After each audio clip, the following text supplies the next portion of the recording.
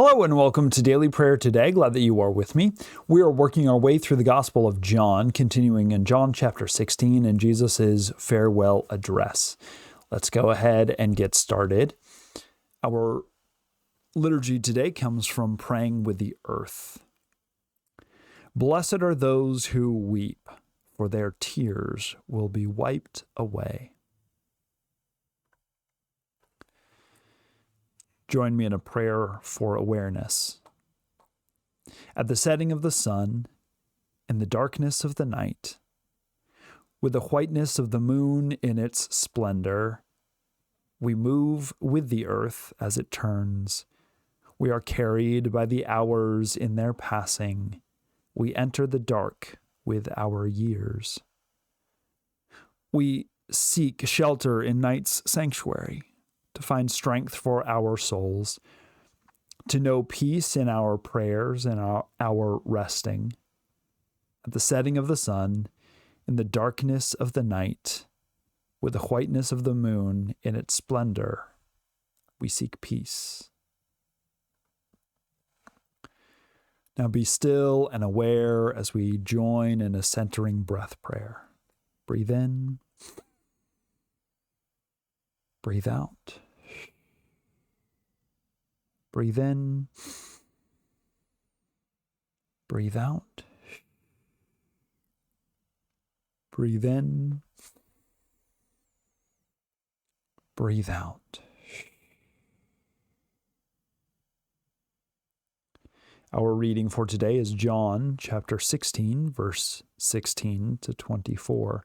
Listen for God's word to speak to you. A little while, and you will no longer see me, and again, a little while, and you will see me.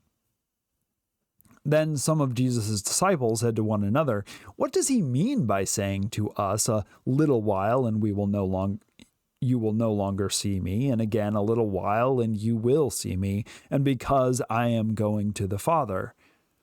They said, "What does he mean by this a little while? We do not know what he is talking about." Jesus knew that they wanted to ask him, so he said to them, "Are you discussing among yourselves what I meant when I said, 'A little while and you will no longer see me, and again a little while and you will see me'?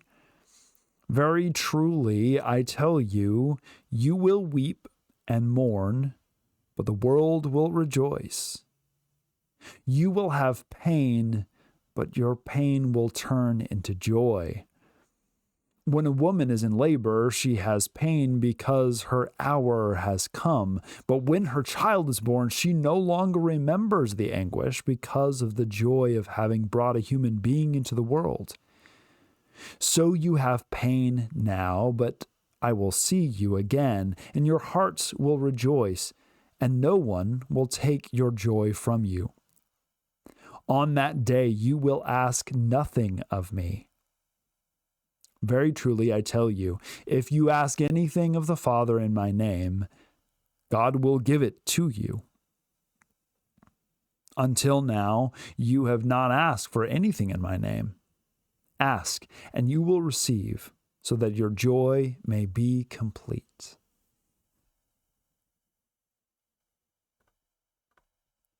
The word of the Lord. Thanks be to God.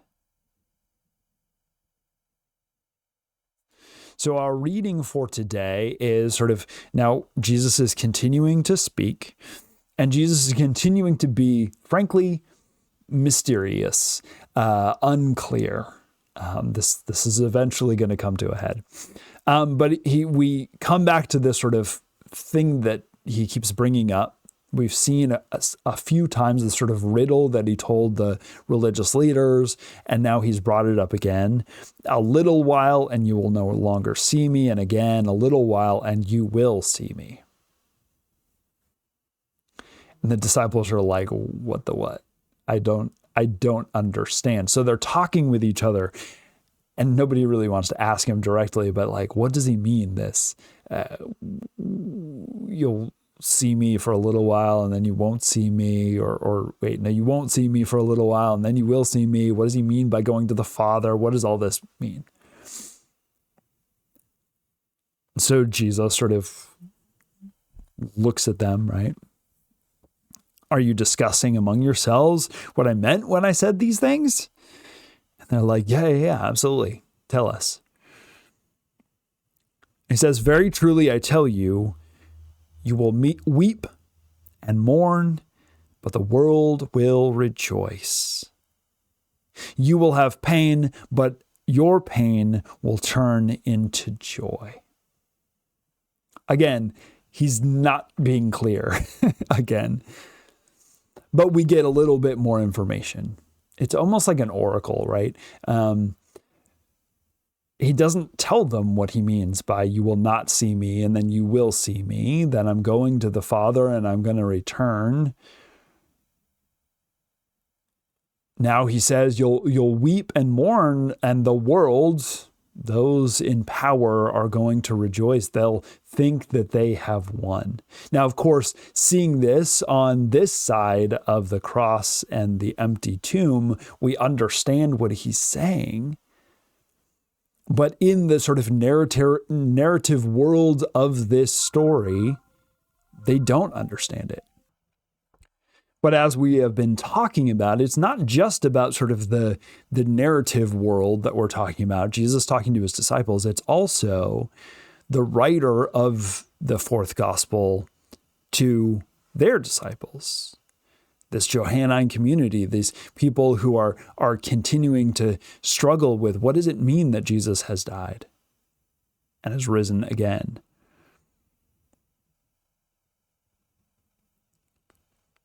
And then we have definitive proof that the writer of John's gospel was a man. Because Jesus says, oh yeah, it's like a woman.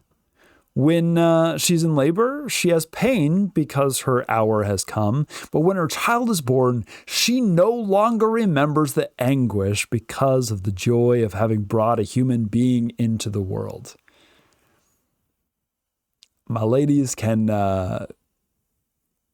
fill you in if you're not familiar with such a thing. Ask someone who has given birth. That pain is not remembered. Is it overcome by the joy of having a child? Sure, absolutely. But the pain is not unremembered.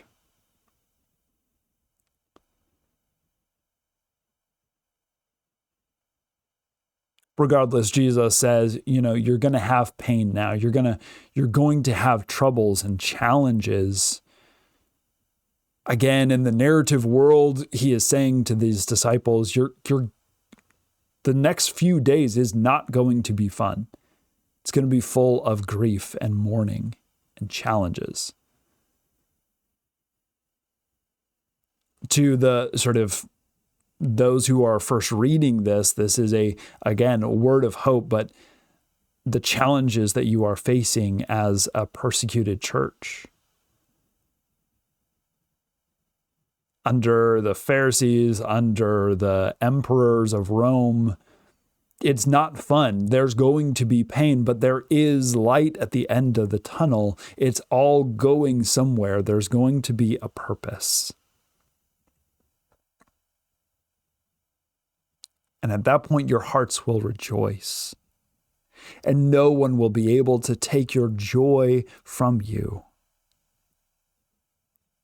On that day, you won't have questions anymore. You will ask nothing of me, or will ask me no question.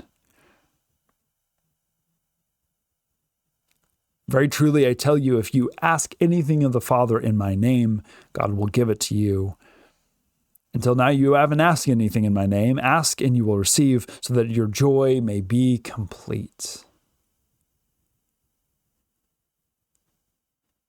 Again, this is a word of hope for people in the midst of pain. Grieving the loss of Jesus, grieving the loss of righteousness. seeing the pain and the brokenness in the world around you, and knowing that there is yet hope. Now that certainly has sort of shifted to this idea of the great by and by, of a hope of a future world, a different life. But maybe it's also a hope that things, while they look bad now, will indeed get better. That if we keep working,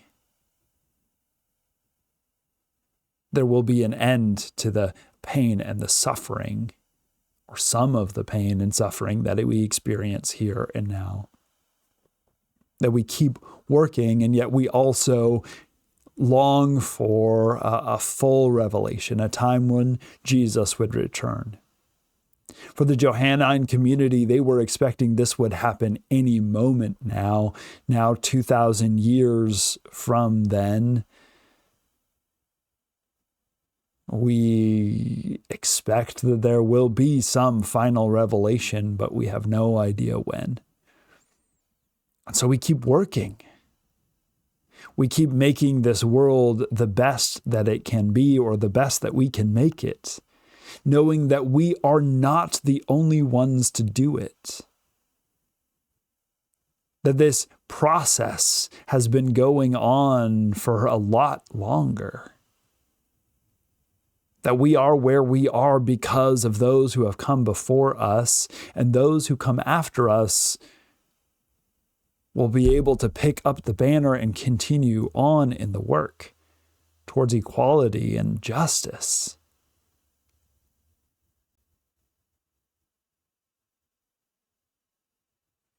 And so Jesus speaks these words of hope, of perseverance, of continuing on. But he's not being overly clear. I invite you to take some time to sit in that mystery and what Jesus may be saying to you through the Spirit in the midst of your own pain and struggles. How is God calling you here and now?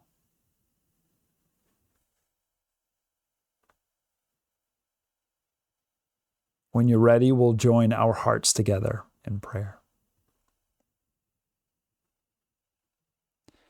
Join me in a prayer for the life of the world. Our heart is comforted in its awareness of you. Soul within soul, life within our life. Our heart is comforted in remembering you, giver of this day, gift of every moment. May we be bearers of comfort.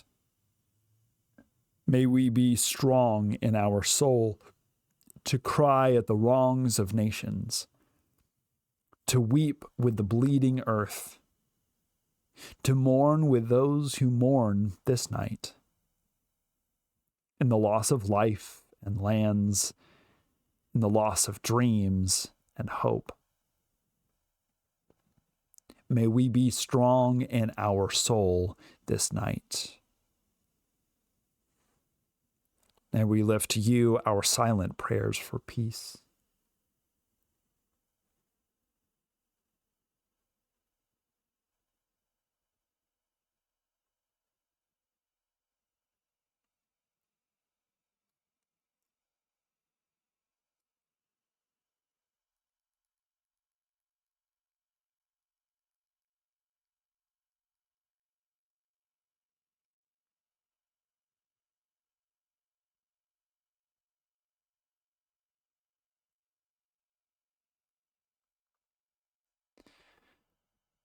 Now, a prayer of blessing. Peace for the earth and its creatures. Peace for the world and its peoples. Peace for the fathers. Peace for the mothers. Peace for the parents. Peace for our brothers and sisters and siblings. The peace of heaven's vastness. The peace of ocean depths. The peace of earth's stillness. To bless us in the night. To bless us in the night. Thank you so much for joining me today for daily prayer. Join me tomorrow for some more. Like this video, share it with someone else, click on the subscription and the notification button. Go to our website, standrewspc.com, for more information. Find us on Instagram, Facebook, or TikTok. Our reading today came from the New Revised Standard Version, Updated Edition. Our liturgy came from Praying with the Earth, Prayers for Peace by John Philip Newell.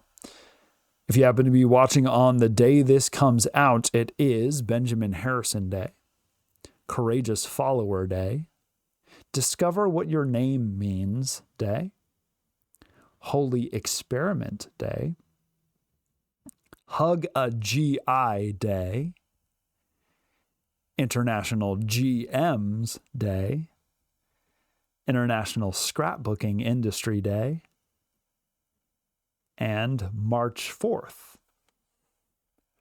also known as Do Something Day, March 4th and Do Something. Thanks so much for joining me today. You can watch on YouTube, listen on Spotify, or Apple Podcasts. You can sign up for a daily email on Substack, or watch or listen through the Substack app. Thanks for joining me. Have a very blessed day, and we'll see you next time.